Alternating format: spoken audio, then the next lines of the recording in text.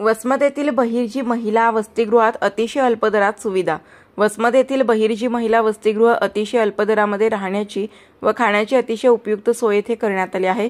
सुसज्ज इमारत, अतिशय स्वच्छ वातावरण, सर्व सोयी सुविधा युक्त असे हे बहिर्जी महिला वसतिगृह आहे। आज बहिर्जी शिक्षण संस्थेचे अध्यक्ष माजी मंत्री जयप्रकाश दांडेगावकर यांनी वसतिगृहाला भेट दिली। तसेच रीडिंग हॉल, डायनिंग हॉलचे उद्घाटन करण्यात आले।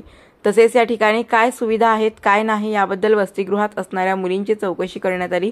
यावेळी अध्यक्ष जयप्रकाश दांडेगावकर, सचिव पंडितराव जी देशमुख, शंकरराव कराळे, प्राचार्य माम जाधव तसेच वसतिगृहाचे पांचाळकर, रजिया मॅडम, कावळे मॅडम, कर्णेवार मॅडम, कदमबाई आदी सर्व प्राध्यापक मंडळी, विद्यार्थी विद्यार्थिनी यावेळी उपस्थित होते।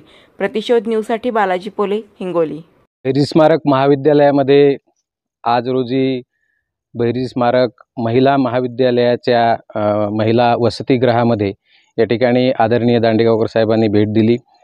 आज खरं पाहिलं तर संपूर्ण वसमत तालुका हा एक ग्रामीण तालुका आहे आणि या ग्रामीण भागातून आज बहुतेक करून तरुणी या ठिकाणी विद्यार्थिनी महाविद्यालयीन शिक्षण घेण्याकरिता आमच्या बहिर्जी स्मारक महाविद्यालयामध्ये प्रवेश घेतात। परंतु विशेषतः त्यांच्या राहण्याची जी गैरसोय होत होती ही लक्षात घेऊन आदरणीय दांडेगावकर साहेबांनी या ठिकाणी भव्य अशा प्रकारचं हे वसतिगृह या ठिकाणी उभारलेलं आहे। या वसतिगृहामध्ये आज संपूर्ण सोयी सुविधांनी युक्त अशा प्रकारचं हे वसतिगृह आहे। मी आपल्या माध्यमातून या ठिकाणी वसमत तालुक्यातील सर्व जनतेला विनंती करतो की या ठिकाणी महाविद्यालयीन प्रवेश घेत असताना विशेषतः विद्यार्थिनींचा जर प्रवेश असेल तर वसतिगृहाबाबत आपण आवर्जून चौकशी करावी। या ठिकाणी आपल्या विद्यार्थिनींना अगदी खाजगी वसतिगृहामध्ये ज्या पद्धतीनं सोयीसुविधा दिल्या जातात त्याच पद्धतीनं सोयीसुविधा अत्यल्प दरामध्ये एक नाममात्र शुल्क या ठिकाणी घेतलं जातं।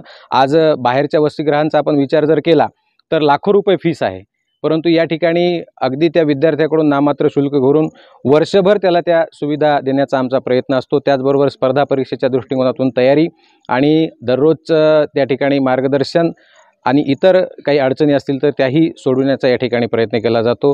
या वसतिगृहाकरिता मी परत एकदा विनंती करतो की आपण सर्वांनी अवश्य भेट द्यावी आणि आपल्या विद्यार्थ्यांना या ठिकाणी प्रवेश द्यावा। धन्यवाद।